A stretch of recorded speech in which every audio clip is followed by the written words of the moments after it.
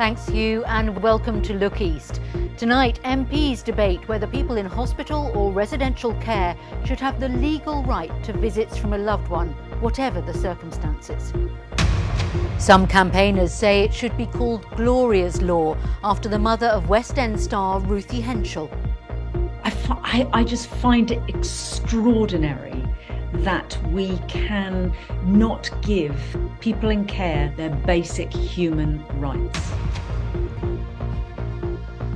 First tonight, the latest development on an issue we've covered many times over the past 2 years on Look East: how to make sure people in care homes and hospitals can see the relatives they love, come what may. During the pandemic, the rules of lockdown meant that thousands of people in care, often with dementia, were isolated from family, sometimes with devastating consequences. This afternoon in the Commons, MPs debated the issue for the first time, with campaigners calling for the right to be visited to be enshrined in law. This report is from Zoe O'Brien. We now come to the debate. Who decides when we see our loved ones? That's what was debated in Parliament today.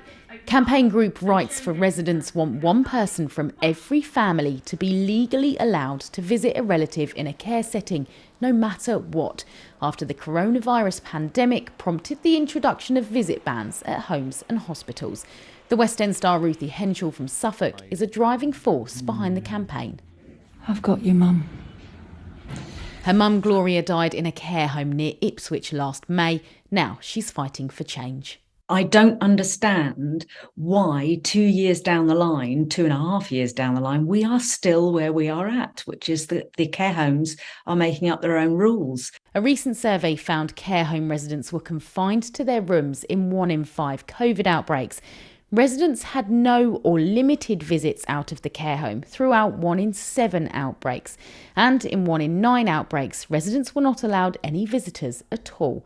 Aged 96, Jean and John cherished the chance to see their family at their care home in Lowestoft. Well, it gives you your life back in a way, because all the people that you've known, you want to keep in touch. Throughout the pandemic, non-contact visits were hard on loved ones.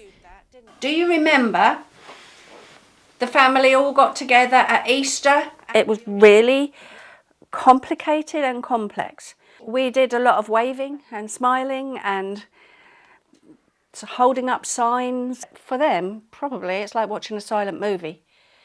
You get some of what's going on, but not necessarily all of it. For them, it must have had a big impact.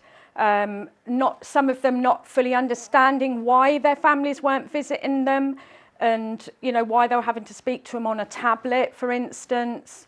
Care providers say decisions are always made with safety in mind.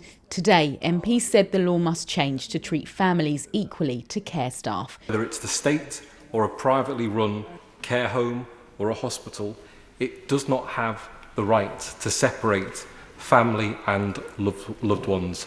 And the right to visit a loved one in a care setting is one that we should all enjoy. And Jean and John say 72 years of marriage has taught them everything is better when you're together. Zoe O'Brien, BBC Look East. Well, Julia Jones is from John's campaign, one of the campaign groups calling for this new law.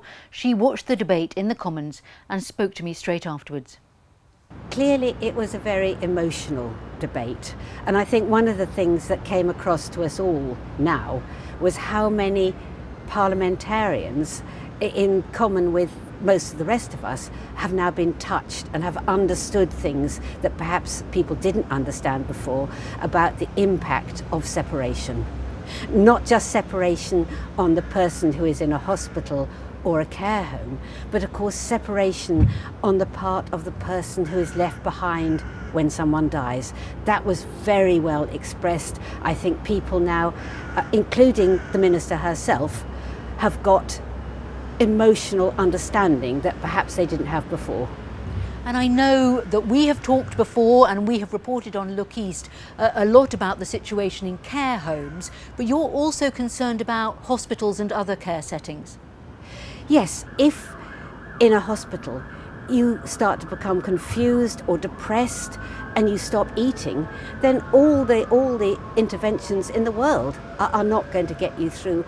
And we have to understand that we have a really complicated, fragmented system that includes mental health units, includes rehabilitation centres, of course it includes care homes of all shapes and sizes and hospitals of all shapes and sizes, but at the centre of them is the human being.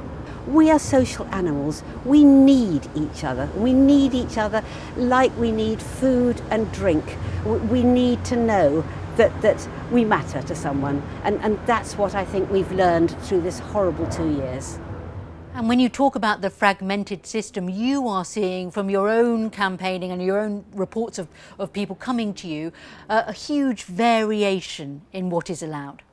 Even within a single hospital, you can have one ward that's welcoming a family member, another ward that's not. And I think for people with dementia, there has been a degree of understanding, but my goodness, these last 2 years have put everybody back, and it's been like a horrible experiment in what happens when you separate people from those they love. And I think we need to get to the end of that horrible experiment, and if the minister says she's on the case, let's all keep reminding her of that until we get a legal right that sticks with the person wherever they are, whenever they are in need, because that's what, as human beings, we ought to have.